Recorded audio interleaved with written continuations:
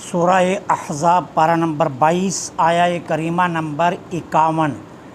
نحمدہ ونصلی ونسلم علی رسولہ الکریم، اما بعد فاعوذ باللہ من الشیطان الرجیم، بسم اللہ الرحمن الرحیم۔ ترجی من تشاء منہن وتؤوی الیک من تشاء ومن ابتغیت ممن عزلت فلا جناح علیک، ذلك أدنى أن تقر أعينهن ولا يحزن ويرضين بما آتيتهن كلهن، والله يعلم ما في قلوبكم وكان الله عليما حليما۔ صدق اللہ العظیم۔ ترجی الگ کر دیں، من تشاء جس کو چاہیں، منہن ان ازواج میں سے، وتوی اور قریب لے آئیں، الیکا اپنے، من تشاء ان میں سے جس کو چاہیں، ومن ابتغیتا اور اگر آپ طلب فرمائیں، ممن ان میں سے، عزلتا جس کو آپ الگ کر چکے ہیں، فلا جناح علیکا تو آپ پر کوئی حرج نہیں ہے۔ ذالکا یہ ادنا آسانی کا حکم اس لیے ہے، ان تقر اعینہن کہ ان کی آنکھیں ٹھنڈی ہو جائیں، ولا یحزن اور وہ غمگین نہ ہوں، ویرضین اور راضی ہو جائیں، بما اس کے ساتھ، آتیتہن جو آپ انہیں عطا فرمائیں، کلہن سب کی سب، واللہ یعلم اللہ جانتا ہے، ما فی قلوبکم جو کچھ تمہارے دلوں میں ہے، وکان اللہ علیما اور اللہ عز وجل بہت بڑا علم والا، حلیما اور بے حد حلم والا، بردبار ہے۔ یہ آیہ کریمہ بھی نبی کریم صلی اللہ علیہ وسلم کو اللہ جل سبحانہ و تعالی نے جو خصوصیات عطا فرمائی، ان خصوصیات میں سے ایک یہ خصوصیت بھی ہے جو اس آیہ میں بیان کی جا رہی ہے۔ اگر کسی شخص کی ایک سے زائد بیویاں ہوں تو بیویوں کے اندر باری کی تقسیم یہ عام مسلمان کے لیے واجب ہے۔ یہ مسئلہ اچھی طرح ذہن میں رکھنا، واجب ہے۔ اگر ایک بیوی آپ کے پاس پہلے موجود ہے اور آپ کسی دوسری کنواری لڑکی سے بیاہ کرتے ہیں تو آپ دوسری سے اگر سراسر رخ موڑ لیتے ہیں تو یہ ناانصافی اور عدل اور مساوات کے خلاف ہے، اور یہ بہت بڑا گناہ اور بہت بڑا جرم ہے۔ ہاں، اسلام نے کیا اجازت دی؟ اسلام نے اجازت یہ دی ہے کہ اگر آپ کے پاس ایک کنواری ہے اور ایک آپ کے پاس وہ ہے جو پہلے سے بس رہی ہے، تو آپ کنواری کو صرف اتنی ترجیح دے سکتے ہیں کہ ہفتے میں 3 دن اسے دے دیں۔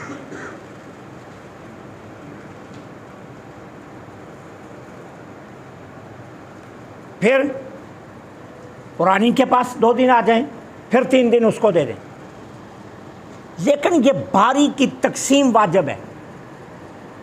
اب کلیتاً رخ موڑ لینا یا ایک ایک ماہ تک اسے پوچھنا نہ، 15 دن تک اسے پوچھنا نہ، یہ عدل اور مساوات کے خلاف ہے۔ لہٰذا آپ واجب کے تارک بھی ہوں گے، عدل اور مساوات کے تارک بھی ہوں گے۔ آقا کریم علیہ الصلاۃ والسلام کا مزاج گرامی شروع سے ہی عادلانہ مساویانہ تھا۔ حضور کے مزاج گرامی میں عدل اور مساوات تھا، کیونکہ دنیا سے ظلم تو مٹانے آئے تھے، مساوات کو ہی تو قائم کرنے کے لیے دنیا میں مبعوث کیا گیا تھا آپ کو، اور آپ کی تشریف آوری کا بنیادی مقصد ہی تو یہی تھا کہ ظلم کو مٹایا جائے۔ اب حضور اپنے مزاج گرامی کے مطابق پہلے سے ہی ازواج مطہرات میں باریاں تقسیم فرما چکے تھے۔ اور ان باریوں کی تقسیم میں بنیادی دو نقطے تھے۔ ایک پہلا نقطہ کیا تھا؟ مزاج میں جو عادلانہ اور مساویانہ اللہ نے دولت رکھی تھی اس کا اظہار، اور دوسرا یہ تھا کہ گھر میں کوئی ایسی بات نہ ابھرے کہ ایک بیوی یہ کہے کہ دوسری کو مجھ پر ترجیح دی جا رہی ہے، کیونکہ جب اس طرح کے حالات پیدا ہوتے ہیں تو گھر کا ماحول خراب ہو جاتا ہے۔ لیکن اللہ جل سبحانہ و تعالی نے یہ آیا نازل فرما کر اپنے محبوب کو اس معاملہ میں بھی خاص کر دیا۔ کہا محبوب لوگوں کے لیے تو تقسیم باری یہ واجب ہے، آپ کے لیے یہ بھی ضروری نہیں ہے۔ آپ ازواج مطہرات میں سے جسے چاہیں قریب رکھیں اور جسے چاہیں دور کر لیں، آپ کے لیے باری کی شرط کوئی نہیں ہے۔ اللہ تعالیٰ نے جو خصوصیات آپ کو عطا فرمائی ہیں ان میں ایک خصوصیت اللہ آپ کو اور عطا کر رہا ہے کہ لوگوں کے لیے باری واجب ہے لیکن آپ کے لیے باری واجب نہیں ہے۔ آپ جس بھی ازواج مطہرات میں سے جس کو بھی آپ چاہیں آپ قرب عطا فرما کر ترجیح دے سکتے ہیں، اور آپ کا ترجیح دیا جانا یہ عدم مساوات اور عدم انصاف نہیں ہوگا، بلکہ یہ قریب انصاف اور قریب مساوات ہوگا۔ کیوں؟ اللہ نے آپ کو مختار بنایا ہے، اور اللہ تعالیٰ نے آپ کو جو اختیارات دیے ہیں اس میں ایک اختیار یہ بھی آپ کو دے رہا ہے اللہ، آپ جس کو چاہیں قریب کر لیں، جس کو چاہیں دور فرما لیں، اور پھر جس کو آپ الگ کر چکے ہیں اگر آپ اسے دوبارہ طلب فرمائیں، آپ اسے دوبارہ طلب فرمائیں، جس کو جدا کر چکے ہیں، الگ کر چکے ہیں، تو اس کے لیے آپ کے حکم کا ماننا یہ اس پر لازم ہے۔ آپ پہلی اعتراض نہیں کر سکتی جس کو آپ ترجیح دے چکے تھے۔ کسی کو آپ کی ذات پر اعتراض کا اختیار نہیں ہے۔ اللہ نے آپ کی ذات سے اعتراضات کو دور کر دیا ہے۔ جس کو چاہیں ترجیح دیں، جس کو چاہیں آپ ترجیح نہ دیں، اور جس کو آپ ترجیح نہیں دیتے اگر دوبارہ طلب فرمائیں تو آپ کے حکم کی پابندی اس پر واجب ہے۔ وَمَنِ ابْتَغَيْتَ مِمَّنْ عَزَلْتَ، اگر آپ طلب فرمائیں جس کو آپ الگ کر چکے ہیں فَلَا جُنَاحَ عَلَيْكَ، تو یہ طلب فرمانا آپ کے لیے کوئی حرج والی بات نہیں ہے۔ اور پھر کیا فرمایا آگے؟ ذَلِكَ أَدْنَىٰ أَن تَقَرَّ أَعْيُنُهُنَّ، ہم نے اس حکم میں آسانی اس لیے پیدا کی ہے تاکہ تمام ازواج مطہرات کی آنکھیں ٹھنڈی رہیں۔ ہم اس حکم کو یوں بھی تو کر سکتے تھے نا کہ محبوب جنہیں آپ پسند فرماتے ہیں انہیں رکھ لیں، اور جنہیں پسند نہیں فرماتے آپ طلاق دے کر فارغ کر دیں، لیکن پھر کیا ہونا تھا؟ ازواج مطہرات، زوجہ مطہرہ کا، ام المومنین کا جو شرف پوری کائنات میں سب سے عظیم شرف ہے، وہ اس سے محروم ہو جانی تھی۔ ٹھیک ہے، یہ ہم نے ان پر رحم کیا آپ کی ازواج پر کہ ہم نے کہا ہے کہ ان کی آنکھیں ٹھنڈی رہیں یا آپ کے آستانے پر رہیں۔ ذالک ادنی ان تقر اعینہن فلا یحزن، اور وہ غمگین نہ ہوں، انہیں کوئی تکلیف نہ پہنچے۔ اور یہ تکلیف سے جو بچانے کا ہم نے راستہ دیا وہ صرف اس لیے دیا ہے محبوب ان کی نسبتیں آپ سے ہو گئی ہیں، تو یہ آسانی ہم نے دے دی اس حکم میں۔ اسی لیے نبی رحمت صلی اللہ علیہ وسلم جن ایام میں آپ علیل ہوئے اور پھر آپ دنیا سے تشریف ظاہراً لے گئے، اس میں دیکھیے سرکار علیہ الصلاۃ والسلام نے تمام ازواج مطہرات کو اکٹھا کیا اور اکٹھا کر کے فرمایا میں چاہتا ہوں کہ علالت کے ایام سیدہ عائشہ کے ہاں گزاروں، تو میں کوئی اعتراض تو نہیں؟ تو تمام یک زباں بولی ہمیں کوئی اعتراض نہیں۔ حالانکہ حضور علیہ الصلاۃ والسلام کے لیے پوچھنا کوئی ضروری نہیں ہے، اس آیا کے مطابق سرکار جس کو چاہتے ترجیح دے دیتے، لیکن اس کے باوجود آقا نے امت کے لیے اپنا عمل چھوڑا کہ پوچھا کہ کسی کو کوئی اعتراض تو نہیں ہوئی اگر میں زندگی کے آخری ظاہری ایام عائشہ صدیقہ کے ہاں گزارنا چاہوں تو سب نے کہا ہمیں کوئی اعتراض نہیں۔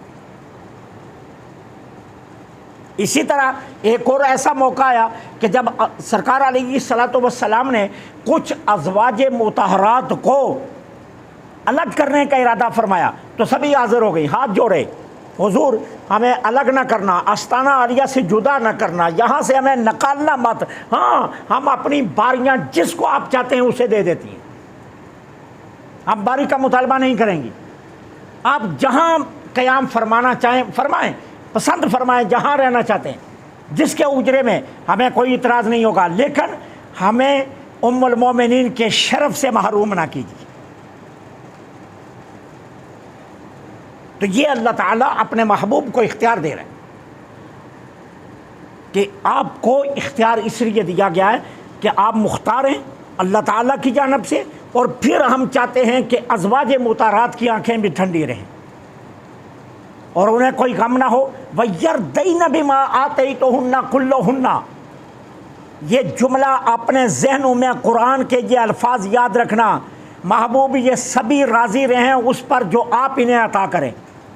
لوگ کہتے ہیں جی داتا صرف اللہ ہے، اللہ کے علاوہ کوئی نہیں دے سکتا، اللہ ہی دینے والا ہے۔ یہاں قرآن کہہ رہا ہے محبوب جو آپ ان کو دیں اس پر یہ خوش رہیں ساری۔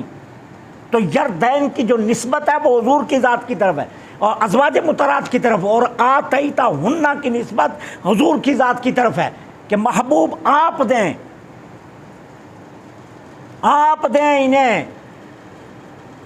اللہ فرما رہا ہے جو کچھ آپ انہیں دیں یہ اس پر خوش رہیں سبھی کی سبھی۔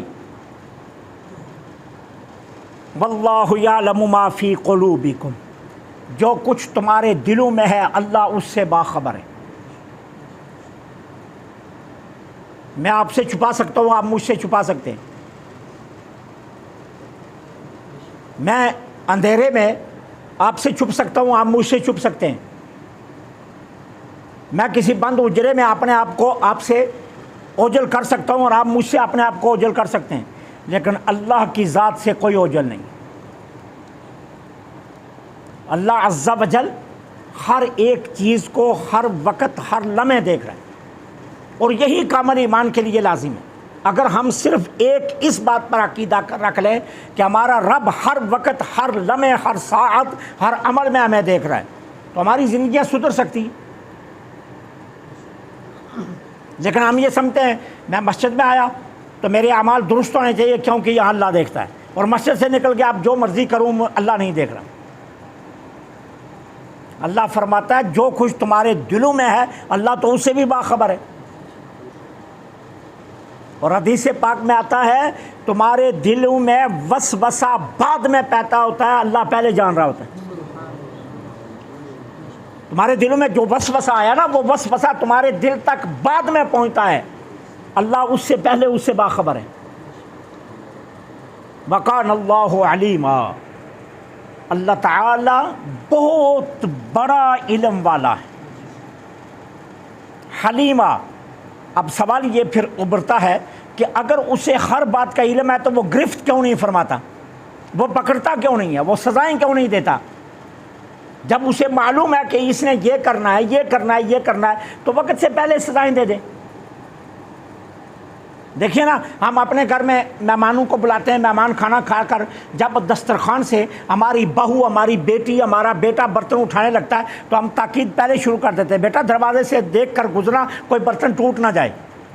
توڑا تو نہیں ہے نا ابھی اس نے، لیکن ہمارے دل میں ایک وسوسہ آیا کہ جو اس کا اٹھانے کا انداز ہے یہ برتن توڑ سکتا ہے، لہٰذا ہم پہلے کہنا شروع کر دیتے ہیں بھائی خیال سے رکھنا کوئی برتن ٹوٹ نہ جائے، ٹھیک ہے؟ اور جب ٹوٹ جاتا ہے پھر ہم ڈانٹنا شروع کر دیتے ہیں، میں نے تو پہلے سمجھایا تھا آرام سے اٹھاؤ، میں نے تو پہلے کہا تھا کم برتن اٹھاؤ، میں نے تو پہلے کہا تھا تمہاری ترتیب صحیح نہیں ہے۔ پھر ہم ہزار اسے سنا کر کری تو جب اللہ کو ہمارے دلوں میں وسوسے آنے سے پہلے کا علم ہے تو جب وسوسہ اٹھے تو اسے تو چاہیے اسی وقت ہماری گردن دبوچ دے۔